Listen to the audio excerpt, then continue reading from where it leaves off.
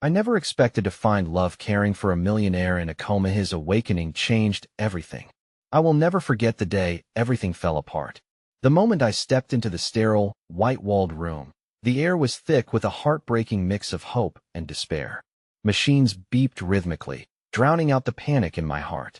My hands trembled as I approached the bed of Lucas Sinclair, a man whose life I only knew through headlines. A billionaire, known for his charm and captivating smile, now lay lifeless, clinging to the edge of oblivion. His body was draped in crisp, white sheets, and I could barely keep my gaze from locking onto the bruised halo around his head, a grim reminder of the accident that stole him from this world. I forced myself to breathe through the suffocating silence, racked with questions. Who would be there to remember him, to hold his hand?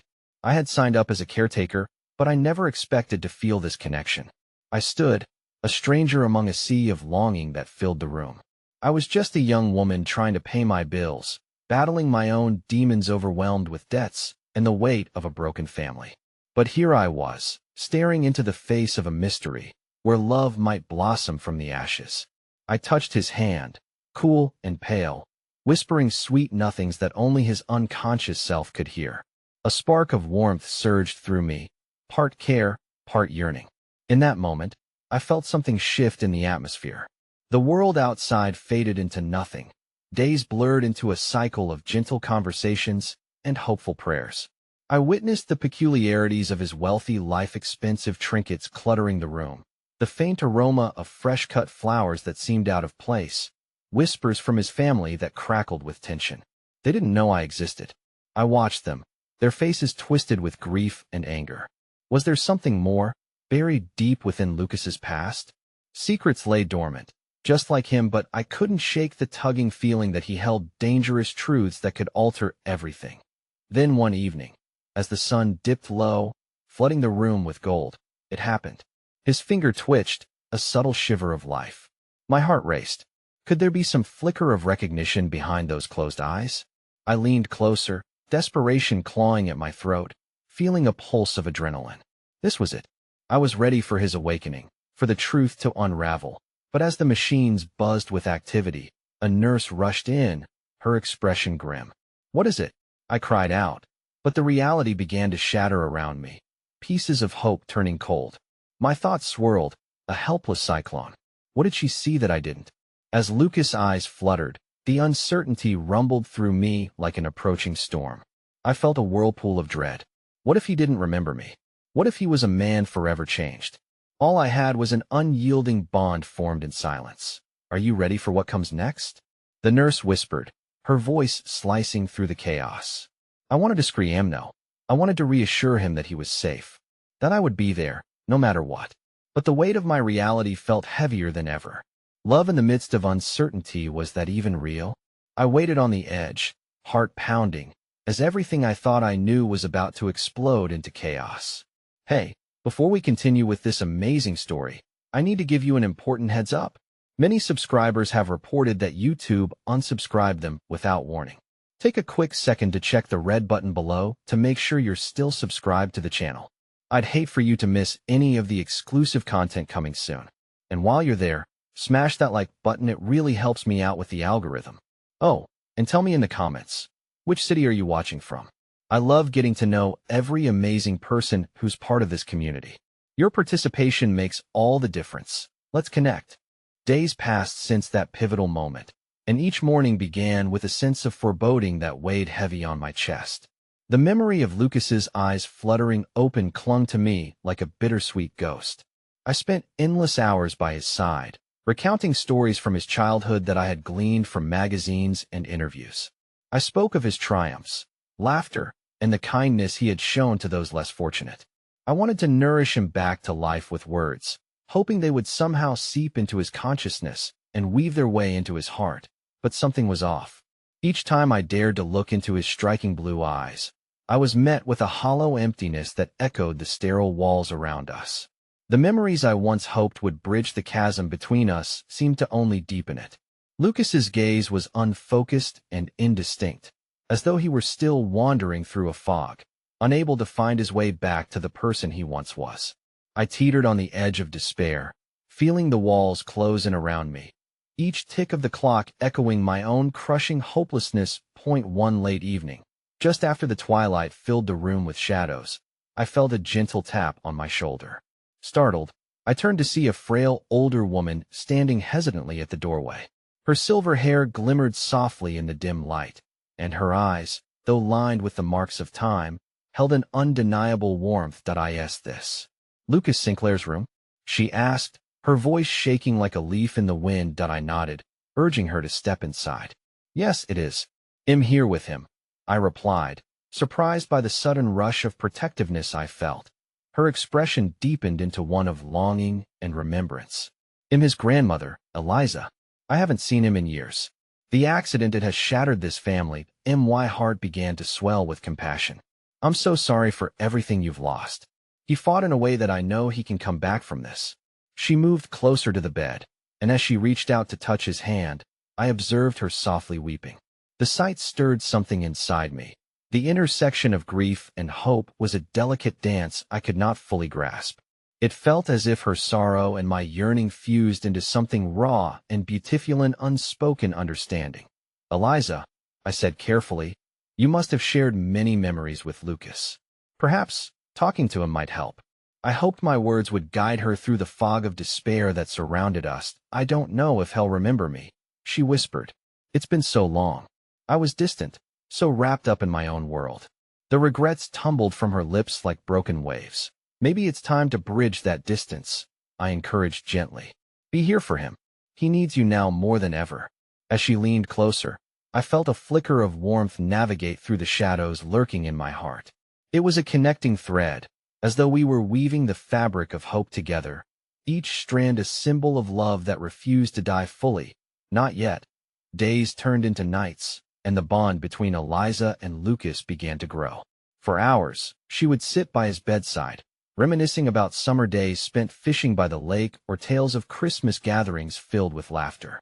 While she shared, I observed the subtle shifts in Lucas' demeanor. His brows would furrow or his lips quiver, as if the memories just beyond the veil of unconsciousness were reaching out to him.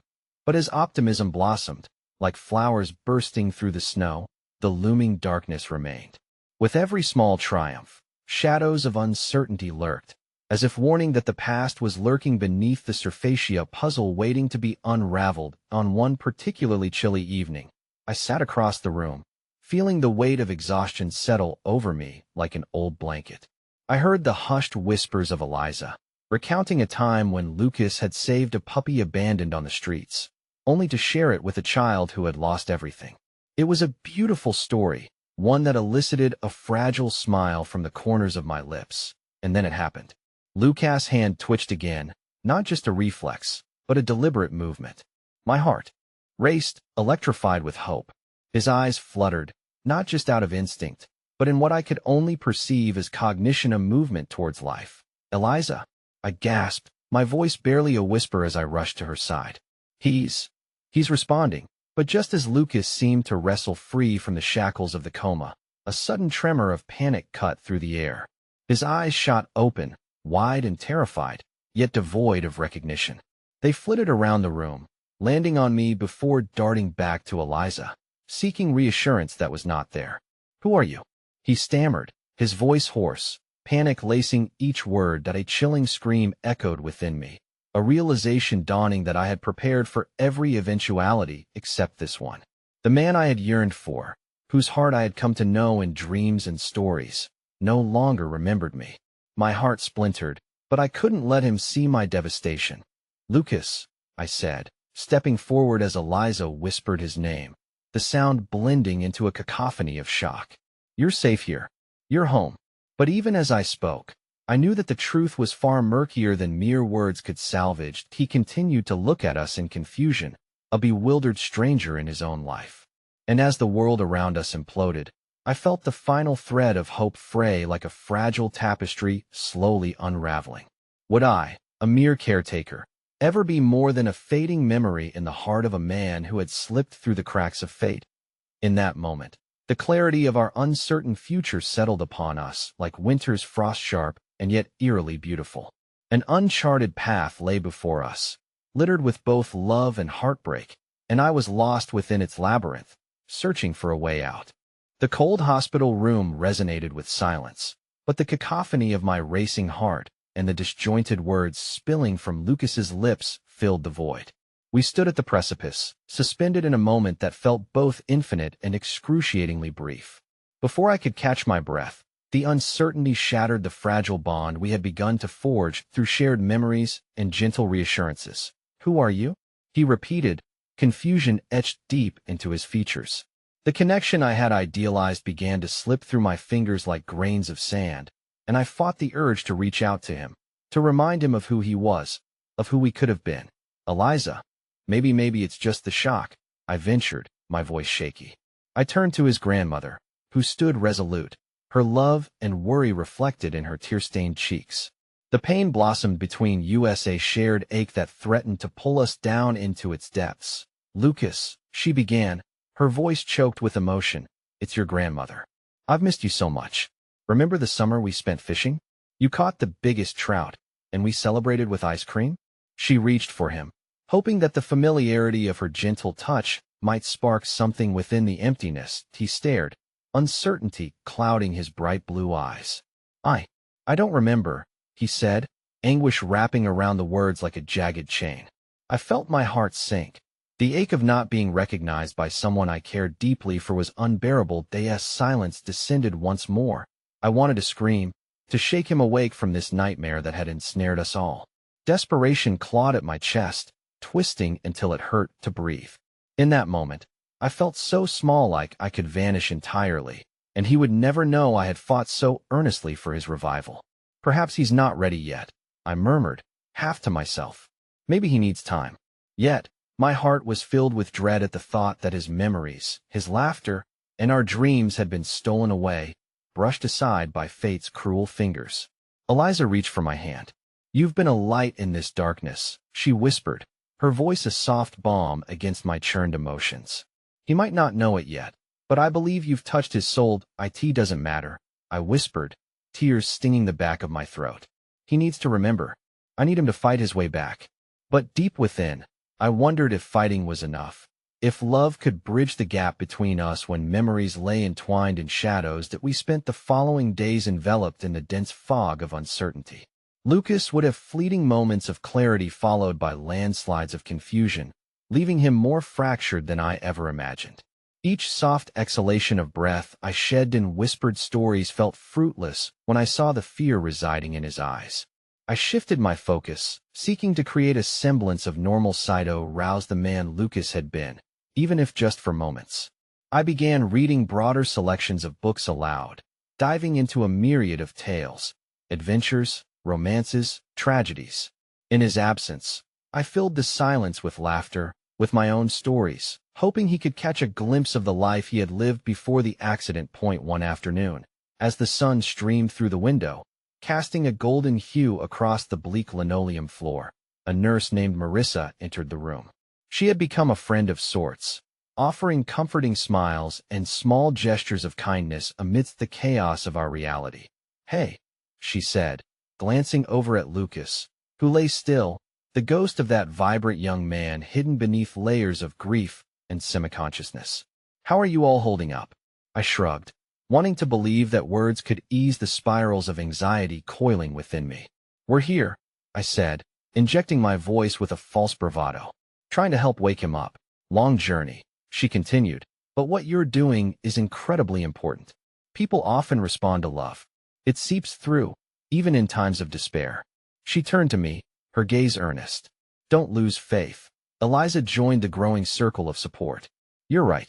There's hope, and we will fight together," she said, firming the bond that was beginning to take root among collective hearts tethered by the desire to see Lucas return. That evening, as I sat in the shadows, my heart ached with the weight of uncertainty, yet felt lighter with this newfound camaraderie. Hope was falling like the first drops of rain after a long drought, perhaps enough to nourish the fringes of our broken spirit. Yet still, doubts nestled in the corners of my thoughts, like residues of sorrow that refused to let go. And just as I started to find solace in the idea of shared strength, Lucas shifted again. His eyes fluttered open, but this time there was something different in them. The panic that once enveloped him receded slightly, but as he stared at me, it became clear that recognition had not solved our puzzle. "Who are you?" His voice trembled, not with fear now, but with curiosity. "I feel like I should know you, but I don't."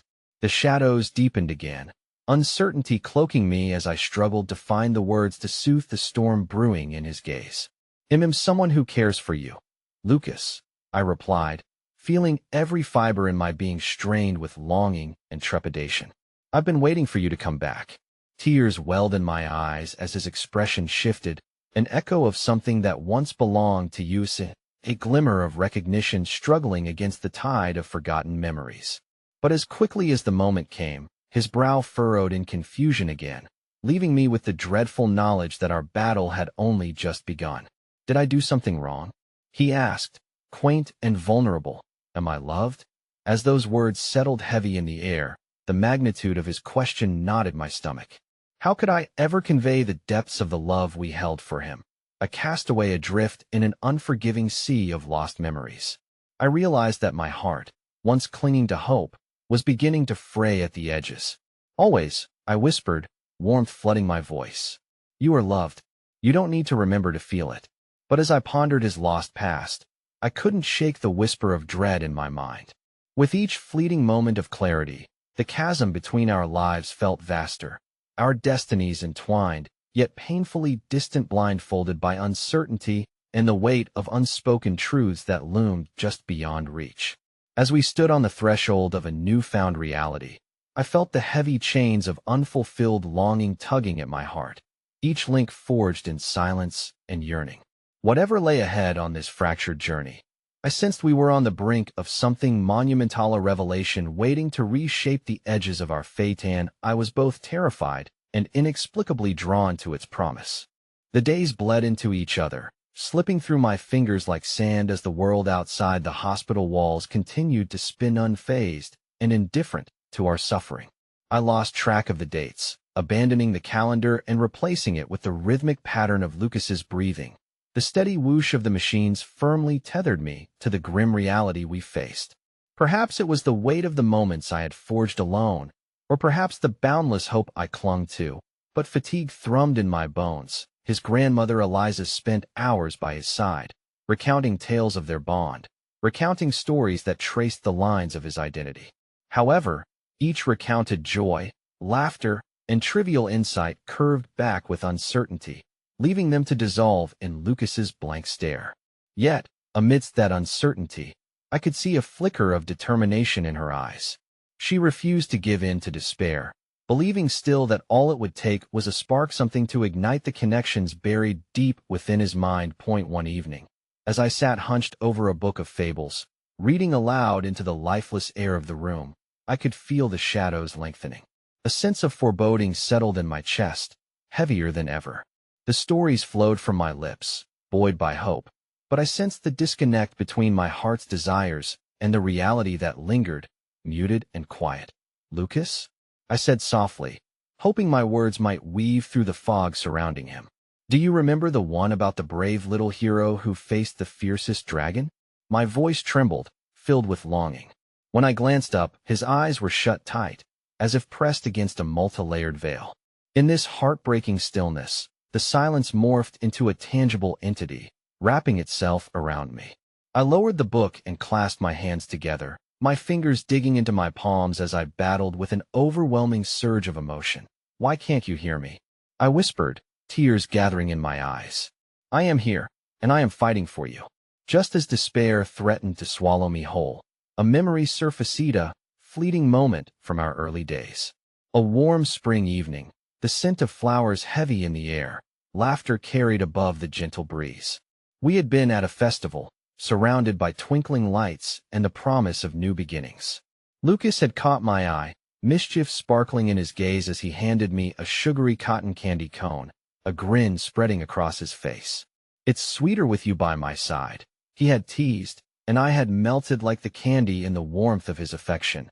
That memory now felt like a bolt of electricity in my veins, echoing with emotion that fueled my quest to help him remember. I owed it to our past, to the tangible feelings that had existed between us, a past that eluded him now, yet beckoned with familiar yearning, as if pulled by an unseen string. I leaned closer, words spilling from my heart. Lucas, we've shared laughter and dreams. You were my first love, my beacon in the dark, and I can't bear to watch you fade away. Please, find your way back to me. His brow furrowed, and I held my breath, hoping against hope. For a split second, I had thought I saw something shift beneath the Surfacian awareness that pierced through the fog.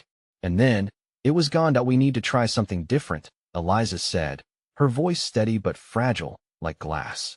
The determination that radiated from her left me feeling buoyed, and I nodded, eager to explore any means necessary. Later that week, we learned about a specialized therapy involving familiar sounds and sights and ultrasonic stimulation designed to integrate lost memories through connection. I grasped this news like a lifebuoy thrown into turbulent waters. Eliza and I poured ourselves into preparation, filling his room with photographs from his past, music that he had held dear, and even cooking meals from his childhood in hopes the familiar scents might evoke even the faintest whisper of recognition. The first day of therapy arrived, and with it crawled an avalanche of terrifying uncertainty. Lucas lay still, the steady beat of the heart monitor a constant reminder of our fragile state. I cradled a vinyl record in my lap, heart racing as I prepared to share a melody that had filled the playlists of his youth. This is your song, Lucas. Please remember. As the gentle notes coaxed into the air, an unexpected weight enveloped the space, a vibration I could almost feel in my bones. I watched as his eyelids fluttered, the lyrics intertwining with the sounds of his memories that he whispered almost inaudibly, his brow furrowing as though wrestling with understanding. Did I love this more than anything? I replied, keeping my voice steady despite the tempest of emotions inside me. You lived for music, Lucas. It made you feel alive. Eager for the moment to stretch, I leaned in, breathless in anticipation. Remember how it used to feel? Nothing could stop you. In that electrifying breath, I saw a glimpse of him. The man he once was, a man who embraced life with countless stories and laughter. And yet, as soon as the glimmer appeared, it vanished, leaving only shadows behind. The fear of finality resuming its tight grip, he looked at me, the desperation in his eyes igniting the air between us. If I loved it, he stammered, why can't I feel it anymore? Why does it feel like a part of me has been lost? At that moment, the enormity of his question struck me like a punch to the gut. My heart splintered into 1,000 pieces at the realization that his awakening was no longer merely a search for clarity, but a profound reckoning with what it meant to love and lose, a struggle to rediscover his very essence. That I don't know, I replied, my voice breaking. But I will find a way. We will fight for all the pieces of you together. Just then, Marissa entered the room, a newly printed booklet in her hands, her professional demeanor shadowed by concern. I have the results from Lucas's latest tests, she said, pausing briefly. The gravity of her statement curled at the edges of her lips, and I gripped the sides of the chair, bracing for the storm I feared was coming. There's something significant we need to discuss. With defeat lurking in the room like a dark cloud, I caught the glimmer of dread in Eliza's eyes, the urgency of the moment spiraling around us. I exchanged a look with her, uncertainty pooling between us. Let's talk, I urged, my heart hammering against my chest. The chilling tone of Marissa's voice sent anticipatory shudders down my spine, and I couldn't shake the feeling that whatever was coming would reshape everything we fought for. I caught Lucas' bewildered gaze. The world seemed to tilt dangerously. Time stretched, and I braced myself for a revelation that would echo into the depths of our collective experientia, reckoning that might either shatter us or lead us to the light. And in that moment, standing on the brink of the unknown, I felt the crushing weight of fear and longing intertwining, pushing me deeper into the abyss. Whatever truth lay ahead, I was determined to face it, even if it meant tearing down the walls that remained between us. The room felt colder, the very air stifling as Marissa's expression settled around us like a thick fog. She hesitated, and in that agonizing pause, the unspoken words loomed between us, each moment stretching longer than the last. I took a deep breath, fighting against the swirling currents of fear. Lucas, I said, forcing myself to look into his eyes. Whatever she says, we'll get through it. Together. He nodded, uncertainty etching worry across his features, and I silently willed him to hold on to that glimmer of hope, the essence of who he was. Marissa cleared her throat, her eyes shifting uneasily from Lucas to the stack of papers she held. Your test results indicate, she began, a tremor tracing her voice, that there may be an early-stage regression in his cognitive function. My heart sank. The weight of her words like a stone dropped into an unfathomable depth. I could see the tremor in Eliza's hands as she reached out for Lucas, her gesture desperate, a silent plea for reassurance. What does that mean? I asked, forcing the words out even as dread tightened its grip around my throat. It means we may have to consider other treatment options, she said slowly, her words dripping with somber gravity that felt alien in the room we created around us.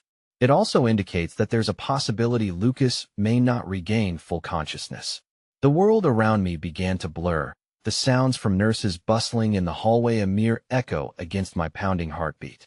The room felt like a cage, each breath a reminder of our joint struggle against the relentless hands of time.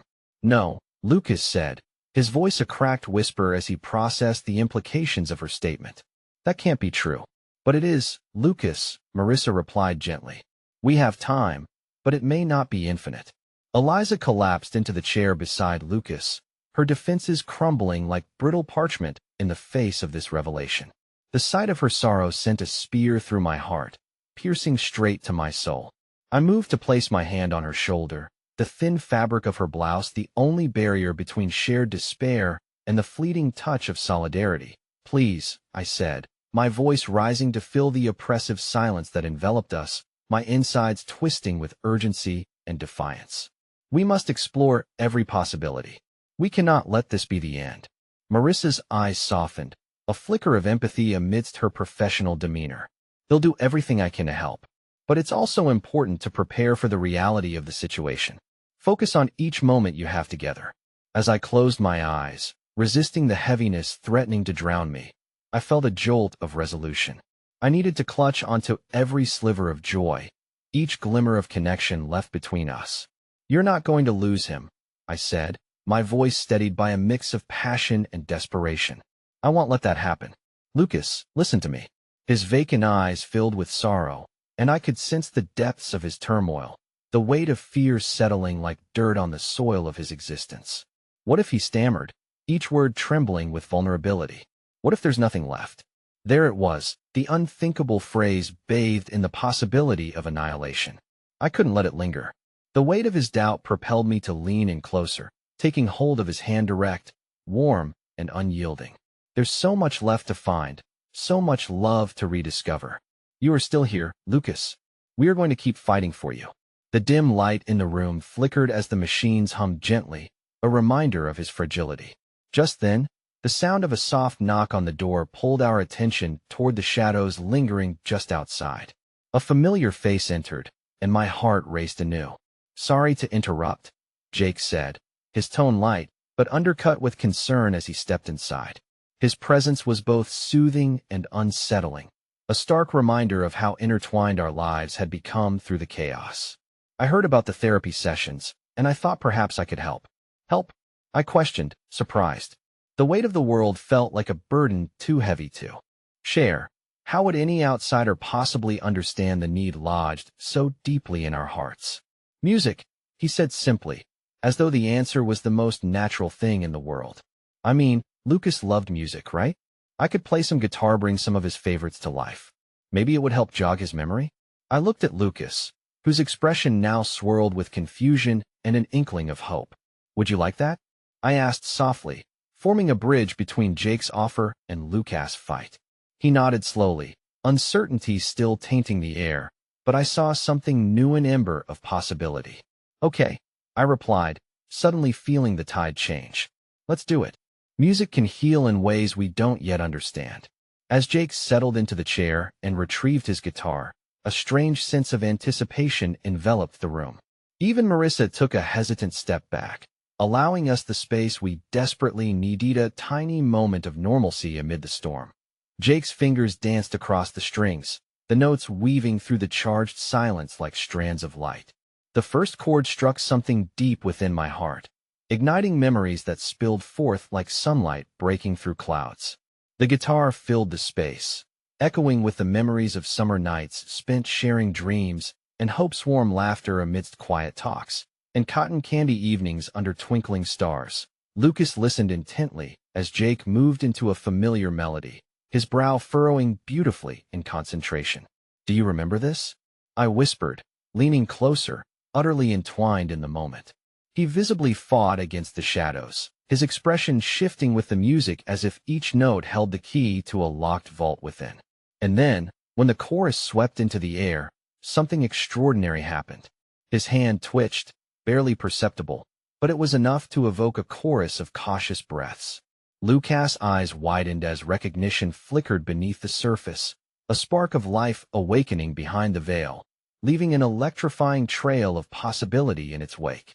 "I know this song," he murmured, his voice barely above a whisper. "Yes," I cried, heart swelling at the realization. "You do. Just hold on to that, Lucas." But just as quickly, the moment faltered, the spell breaking as confusion rumbled through him again, and his gaze began to drift. I reached out, gripping his hand tighter as the worry creased my brow. And then, with a crack of thunder, the room began to spiral. "Marissa," I cried, feeling the shift in the air, the room trembling with a sudden urgency. "Something's wrong." Her eyes snapped to Lucas, and in that instantaneous second, we all held our breath. His heartbeat spiked on the monitor, the steady warble alarmed and panicked. "Lucas," I pleaded, the words thrust from my chest as I searched his face for any clues, any signs to anchor myself. In that moment, the shadows began to close around us again, the awakening never coming as pure as I hoped it would.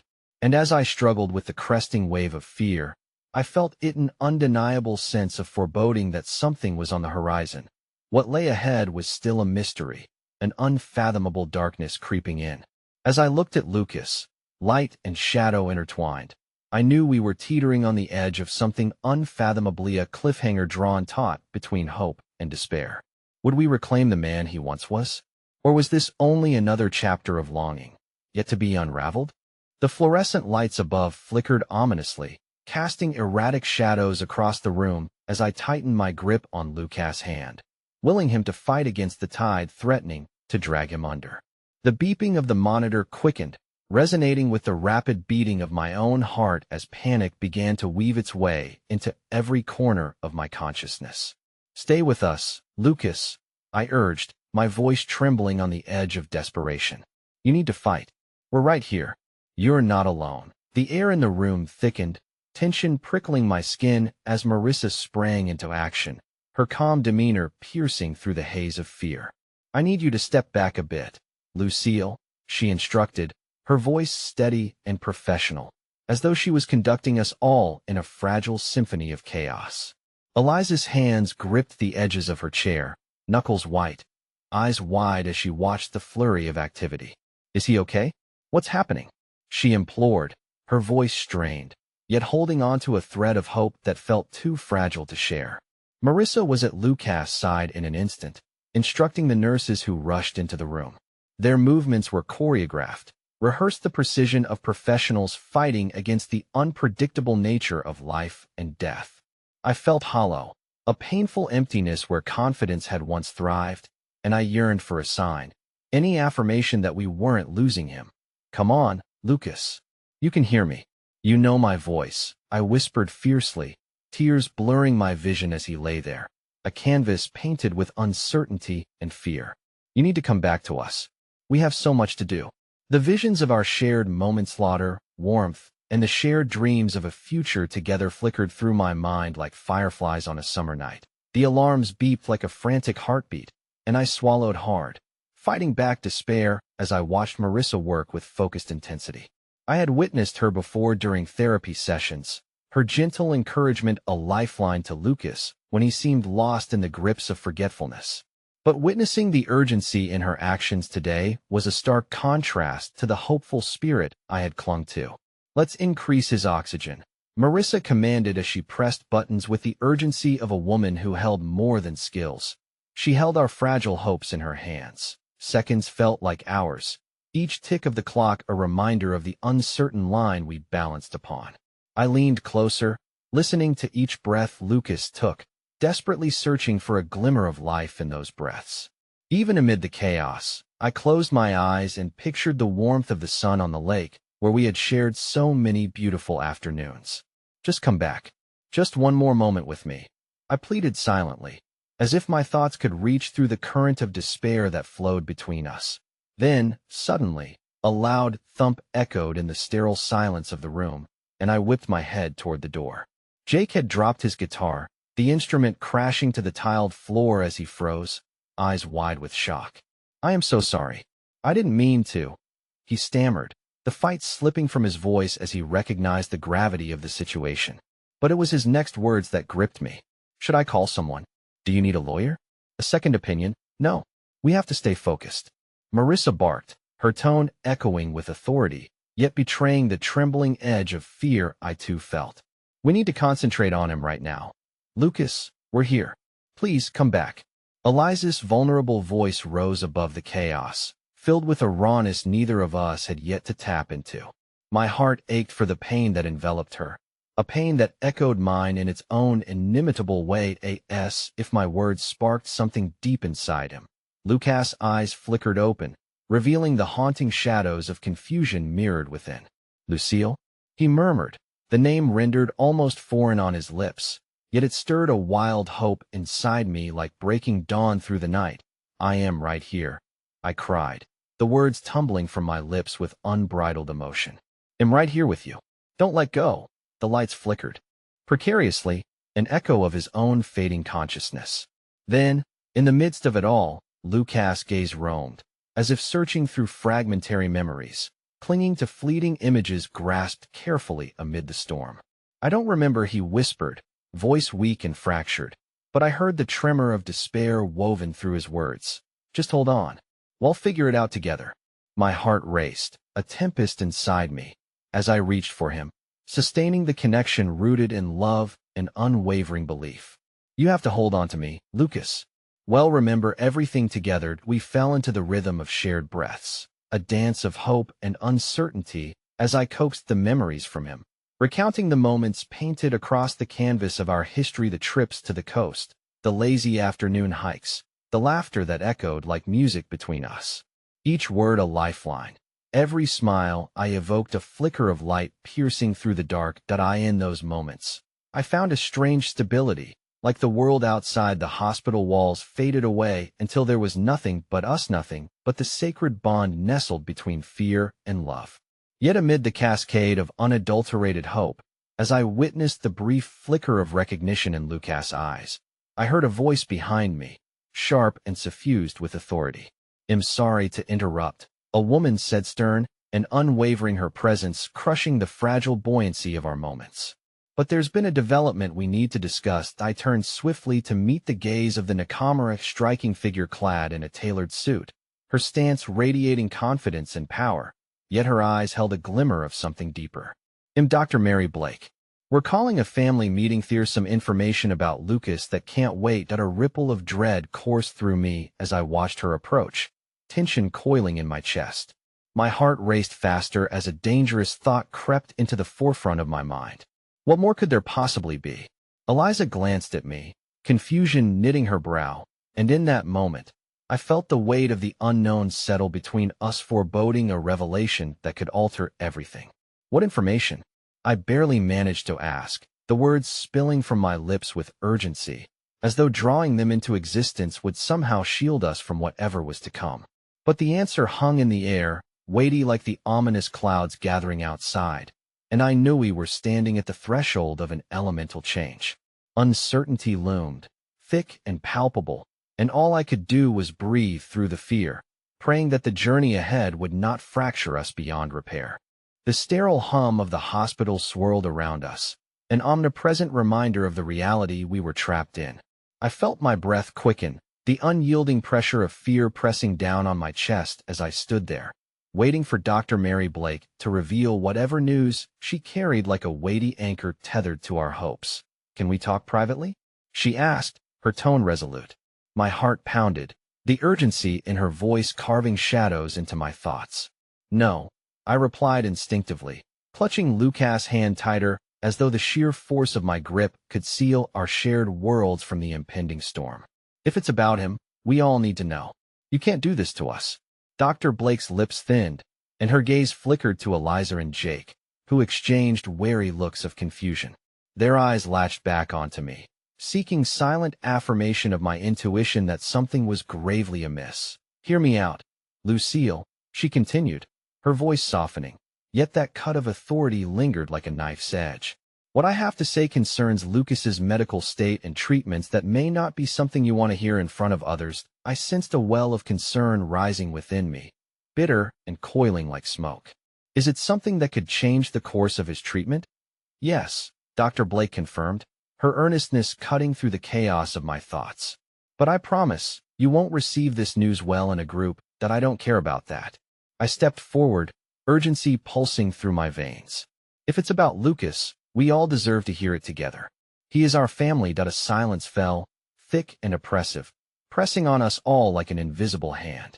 The way her gaze fell momentarily softened my resolve, revealing a flicker of sympathy in the hardened lines of her face. Fine, she relented, but I want you to brace yourselves. What I'm going to say may shock you all. The heaviness of the moment coiled like a serpent ready to bite, and I could feel the collective breath around the room hold in anticipation. Lucas is experiencing significant complications due to his initial diagnosis. His memories are not just fading. They have become intertwined with something far worse. There's a risk of permanent cognitive impairments if we don't act quickly. Panic surged through me like a wildfire. What do you mean? Cognitive impairments? I gasped, my voice cracking under the weight of the revelation. What do we need to do? The reality is, we must consider an entirely new approach to his treatment. There are options drugs to help stabilize his condition, but they come with risks, she explained, her eyes scanning our faces as if measuring the impact of her words. Risks? Eliza echoed, her voice strained, weaving through the tension like a lifeline. What kind of risks? Will he still be himself? Dr. Blake hesitated, the gravity of her next words pulling the air from my lungs. They could affect his memory even more. We need to be completely honest about what we want. Do you want to preserve everything he has, or are you willing to risk it all for the sake of his life? The question hung unresolved, morbid and unbearable, stifling any flicker of hope that had begun to kindle in the room. I felt the walls close in around me, the struggle between love and fear escalating into a storm of uncertainty. Lucas deserves a chance, I cried, anguish spilling from me as I turned to him, desperate for any hint of clarity. He can't lose everything he is. We can't lose him. I know, Dr. Blake replied softly, her tone transforming into something that seemed almost fragile in the face of our despair. But what I'm also trying to convey is complex. If we decide on a radical course of treatment, the person he may be when he wakes, not the memories he held dear, might transform beyond recognition. His personality could shift. Those words crashed on me, shattering the last vestiges of hope like shards of glass raining down. I looked to Lucas then, the man I loved anchored in that hospital bed, his chest rising and falling in steady rhythm, blissfully unaware of the storm raging around him. I think we need to take a moment, Jake finally spoke, breaking my hypnotic gaze on Lucas, his voice thick with emotion. Before we jump into a decision that could change everything. No, I interjected firmly, shaking my head. We cannot let fear rule this. We have to choose hope. Choose him. He's still in there, and I can feel it. Lucille, please. Dr. Blake pressed gently. Think carefully. We don't know who he will come back as if we take this route. The weight of it all felt suffocating, each heartbeat a reminder of the fragility of life. And as I stood there engulfed by the crushing pressure of decisions loomed large and ominous, I realized that love in this moment felt uncertain, bound in layers of complexity that were more than I had ever envisioned. And then, as if the universe had been conspiring to intertwine my fears into a loom of destiny, a startling beep erupted from the monitor, the sound sharp and foreign, striking through the tension that hung like a noose around our throats. I whipped back toward Lucas, my heart racing anew. Thrust into a fresh wave of terror, the rhythm of his heartbeat began to falter, erratic and sharp, and I felt my knees tremble as I stepped closer to him, my world spiraling into chaos once more. No, not again. I cried out, but it was too late. Dr. Blake rushed toward us, signaling for the nurses. Emotion crackled through my veins like electricity as I reached for Lucas once more. Stay with us. You can do this, Lucas. I implored, desperate and terrified, as fear cascaded like a waterfall between us. Suddenly, amid the chaos, Lucas' fingers twitched slightly, and his eyes fluttered open once more, a deep, bewildered gaze searching through the tumult swirling around him. But this time, there was an unsettling clarity within those depths. Lucille, he whispered, the name heavy with recognition but laced with an unfamiliar tone that echoed in a new way. What's happened? My heart dropped, and I felt my gut churn as I faced the truth of impending change, the lines between himself and who he might become stretching dangerously thin. The revelation loomed a threshold dividing what had been from what might now unfold. As dread pooled in the pit of my stomach, I knew that nothing would ever be the same again. The dim light overhead flickered as the chaos around Lucas seemed to tighten its grip, constricting every breath in the room. What's happened? He repeated, his voice strained, a hint of confusion lacing the familiarity that had once so effortlessly glided between us. The reality of his awakening sank like a stone in water, sending ripples of disbelief through me. I forced a smile, though it felt brittle on my lips, and stepped closer, trying to bridge the chasm that had formed in what felt like an eternity of silence. You're in the hospital, Lucas. You had a seizure, things got a bit scary, but you're okay now. My heart raced, split between relief that he was awake and the gnawing fear that the man I'd known might be transformed into a stranger. His eyes darted around the room, attempting to piece the fragments of his own reality back together, but it felt as though those pieces were quickly shifting, blurring in a haze of uncertainty. Where are Eliza and Jake? He asked, his gaze still unfocused but searching, as though seeking a grounding point within the chaos. They're here too, I assured him, keeping my tone steady. They've been worried sick about you, just like I have.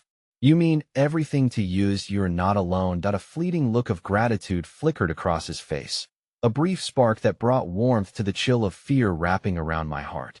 Yet, as quickly as it appeared, shadows danced behind his eyes, hints of confusion flickering like candle flames caught in a gust. What do you mean, I'm not alone?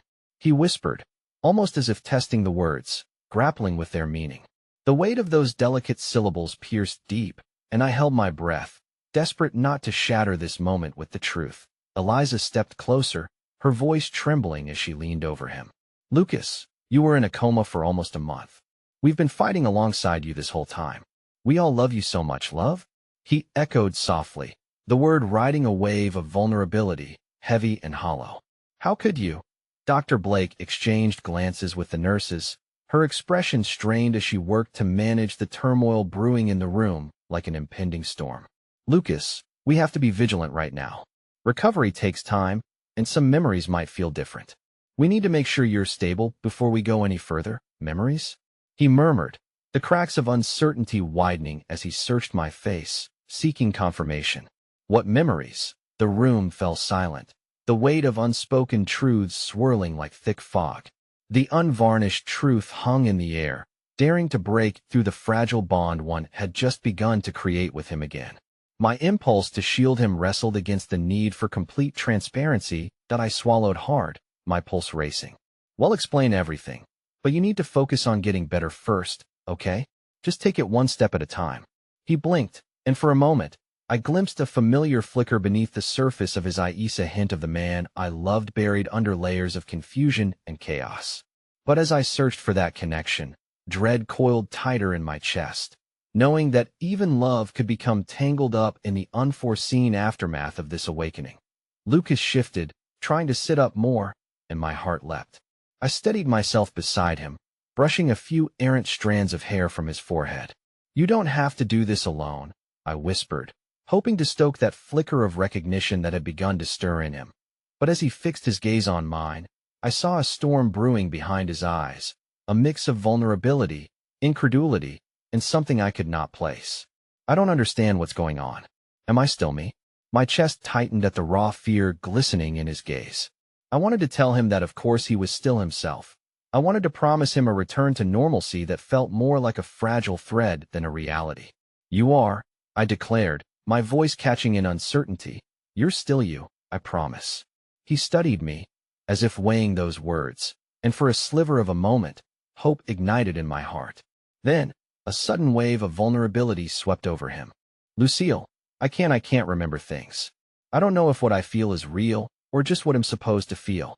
His admission shattered me, exposing a gaping wound of despair as it sunk in that every moment we had shared was now steeped in a kind of silence I wasn't sure I could bridge. Before I could respond, the beeping of the machines echoed the pulsing rhythm of my anxiety, and Dr. Blake stepped in, her authority stifling. Lucas, what you're experiencing is common after such trauma. Many patients go through periods of confusion and forgetfulness. Just focus on staying calm and steady for now. The moment she spoke, the atmosphere shifted, the weight of her words heavy with implications. Lucas frowned, the flicker of confusion swirling into something darker. How long will this last? The question hung there, a lifeline threatening to unravel. And with it came a haunting realization. Uncertainty now draped over our future like a funeral shroud.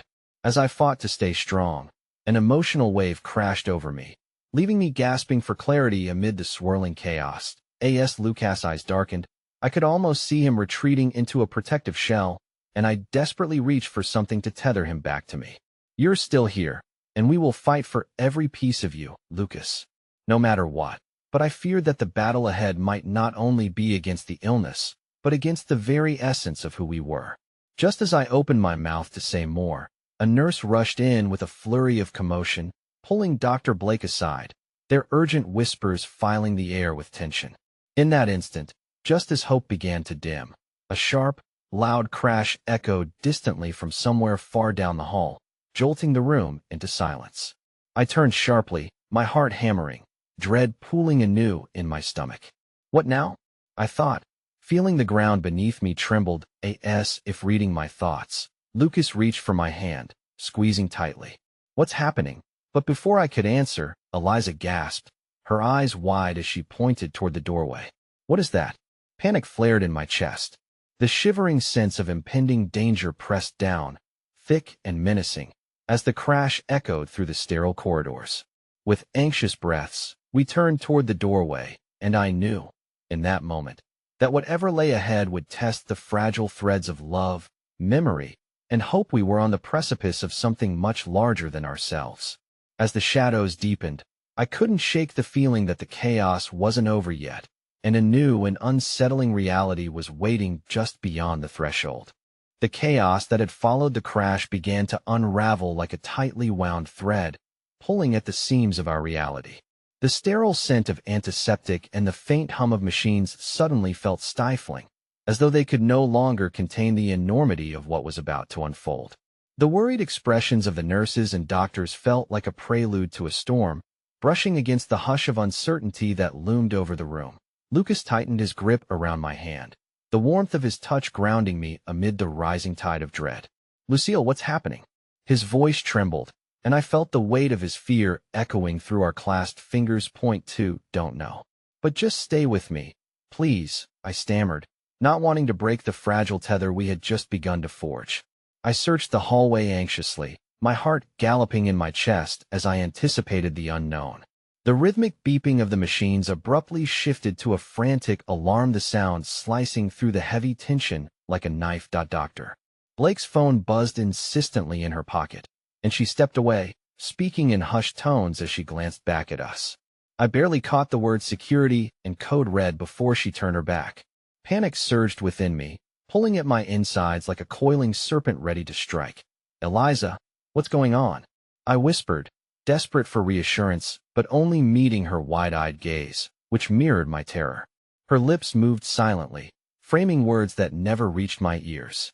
The ambient noise melted away, leaving only the rapid thumping of my heart and the sound of breath. Lucas and mine, mingling in a moment of uncertainty.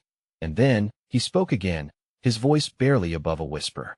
What if they can't find me in here? What if I don't know who I am when I leave? His eyes seemed to hold the weight of 1,000 unshed tears, each one pulsating with fear, and I felt a tear slide unbidden down my own cheek. Lucas, listen to me, I said, struggling for strength in my voice. You're still here. Remember that. You are safe with us. But even as the words left my mouth, I felt their fragility teetering on the edge of a razor. The door swung open, slamming against the wall with an unsettling force as a trio of orderlies rushed into the room.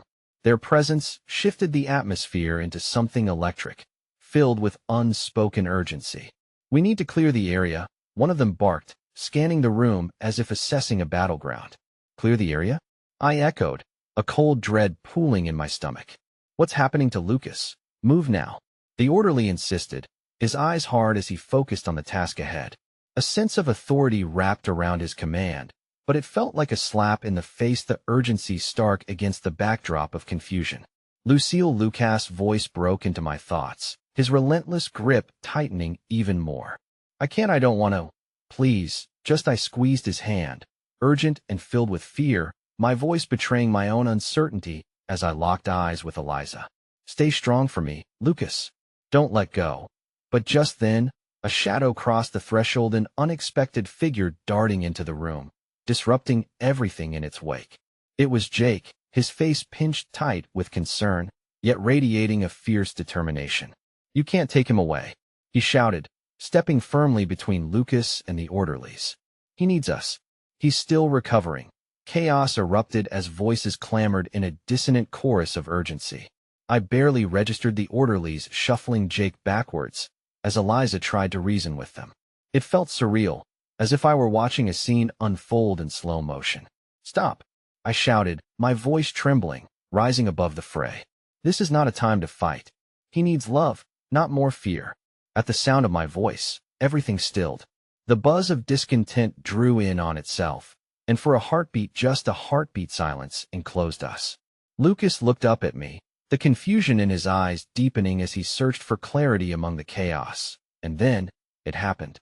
Just as the tension peaked, an electrical surge brightened the room, flickering the lights overhead, and in that split second of distraction, we all caught a glimpse of something new, an intruder darting past the doorway. My heart dropped as I turned toward the exit, panic bubbling inside me again. What just happened? Who or what was lurking beyond? And before I could ask, all my fears exploded into a harsh realization: Lucas. I took a step back, horror dawning in my chest. There's someone here. Someone who might be connected to everything. He blinked, confusion clouding his expression. "What do you mean?" But just as I opened my mouth to answer, the lights faded to a dim glow, and the emergency alarm screamed louder, merging with the unsettling rustle that began to grow from beyond the door. Shadows danced unnaturally along the walls, an ominous reminder that not only was Lucas' journey a struggle, but perhaps ours was tangled within some greater threat, yet to be revealed. The room thickened with uncertainty. I felt reality slipping away from us. Somewhere, amidst the corridors of this hospital, the one I had perceived as a sanctuary, something dangerous awaited, waiting to disrupt the lives we desperately tried to reclaim. And deep down, I understood. The battle for Lucas wasn't merely about his memories. It was about unearthing the truths that lay shadowed in the silence, ready to be unearthed like buried treasure, but threatening to consume us if we weren't careful. In that moment, I realized we were all trapped, not just in a hospital, but within a web of secrets that had the potential to unravel everything we thought we knew. The path ahead shimmered with the promise of darkness, and my resolve trembled dangerously against the onslaught of what was coming. The chaos that surrounded us morphed into an eerily still silence, as though the storm brewing outside had seeped in and enveloped the entire room, casting shadows over our intertwined fates. My heart raced in my chest, the rhythm echoing the uncertainty that tinged the air with each passing moment. I had braced myself for so many emotions throughout this journey with Lucas, but nothing prepared me for the impending revelation that seemed to dawn with every flickering shadow. Lucas lay before me, confusion etched across his handsome face as he searched for a tether to the reality he no longer fully remembered. I could feel the warmth of his hand, still clinging tightly to mine, yet fear etched deeper lines into my soul. Just when I had dared to hope we could begin rediscovering the pieces of who he used to be, it felt as though we faced immeasurable danger. "Who's there?" I called out, voice trembling as I tried to dispel the fear wrapping its icy fingers around my heart. It was a futile attempt, a whisper against the menacing sounds coming from just beyond the doorway. The orderlies shifted uneasily, and my instincts screamed at me that whatever lurked beyond held answers that we feared discovering. Lucille. Jake's voice cut through the chatter, grounding my spiraling thoughts with a jolt. We need to get him out of here. This is not safe. But even as the words tumbled from his mouth, I felt a deep-rooted sense of determination push through the storm of panic swirling in my chest. And oh, I whispered fiercely, refusing to let fear dictate our choices. He's not just a patient. He's the man I love, and he deserves our fight. Together, we can face whatever comes. My gaze locked onto Lucas' eyes, desperate to funnel all the strength I could muster into that shared moment, as if my will could convince him that hope was still alive. For a second, he seemed to grasp it, and the brief flicker of recognition sparked like a flame within the confines of our darkened reality. Lucille, he murmured, each syllable igniting something deep inside me, a tapestry of love woven together through transparency and faith amid an earthquake of uncertainty. It's going to be okay, I reassured him, though my own heart trembled with uncertainty. Whatever's on the horizon, we can face it. The orderlies exchanged worried glances, their command crumbling under the weight of our shared resolve. Before I could reflect further on that powerful moment, however, the darkness at the doorway seemed to deepen ever more, and then a figure emerged cloaked in shadow, faceless amid chaotic illumination. Stay back. One of the orderlies shouted, the urgency cracking like thunder across the room. I gripped Lucas' hand tighter, fighting against my instinct to flee, instead channeling every ounce of courage from my chaotic feelings. The figure stepped forward, and clarity washed over me like a breaking dawn as familiarity swelled within the remnants of the dismal air. Lucas, it's me, chimed a sudden voice, clear and sharp, slicing through the tension. A voice so unexpected, it knocked the breath from my lungs. Kara? Lucas breathed, a glimmer of shock replacing the confusion on his face. And before I could comprehend the enormity of this moment, it unfurled like wildflowers breaking through pavement cracks after a storm. Kara, Lucas' estranged sister, stood stringently before us, her face a blend of emotions, relief, pain, love, each threaded into her uncertain steps. That I was looking for you, she said, voice trembling yet resolute. I had to find you. I couldn't let them keep you away from the people who love you. In the turmoil of my own thoughts, the realization struck Mesh was here for him, a sister desperate to bridge the chasm created by circumstances far beyond our control. You shouldn't be here, one of the orderlies insisted, moving forward to secure the hospital protocols. And oh, wait. Eliza stepped forward, radiating a mix of simmering strength and anxious love. She has a right to be here. We need to hear her out. Lucas needs to know there are still people fighting for him. I watched as Kara's eyes flickered with resolve, yet the uncertainty clung to her, much as it did to the rest of us. Slowly, the chaotic tension in the room shifted, a human need tethering our fractured fears together. Lucas, she continued, her gaze intense and earnest, I was wrong to let the distance grow. I'm here now, and I need you to fight, not just for us, but for who you are, who I am. Lucas echoed, his brow furrowing as he struggled within the confines of an identity he couldn't fully grasp. I don't remember, my heart shattered anew, but there was something deeper holding the fragments of our situation together. I stepped closer to him, fusing my determination with the aching threads of love, keeping the connection alive amid fear and uncertainty. You are still you, Lucas. You are the man who cared, who laughed, who embraced life with an open heart. And we are here, standing right beside you, reminding you of every beautiful memory we've shared. The lights above flickered again, and the tension coiling in my chest faded ever so slightly, as I felt the warmth radiating from Lucas' hand, fueled by the electrifying bond propelling our fight forward. Dr. Blake hesitated, the resoluteness in her view measuring against the living storm that surged between us. I never wanted this for us, for any of you, Kara said, pain rippling through the intensity of her feelings. But I'm here now, and we can't let him slip away. And suddenly, like a dam bursting under pressure, clarity enveloped the room, the unified bond of our resolve intertwining like ivy along the walls of grief and fear. I watched as Lucas inhaled deeply, the warmth of frozen memories swirling through him, grasping at possibilities that might navigate him back to the life he cherished. As we stood there, raw vulnerability etched across our faces, the lights slowly regained steadiness, melding with the rhythm of newfound hope. "You're right," Lucas murmured slowly, as though testing the words. "Tell me, remind me, who am I?"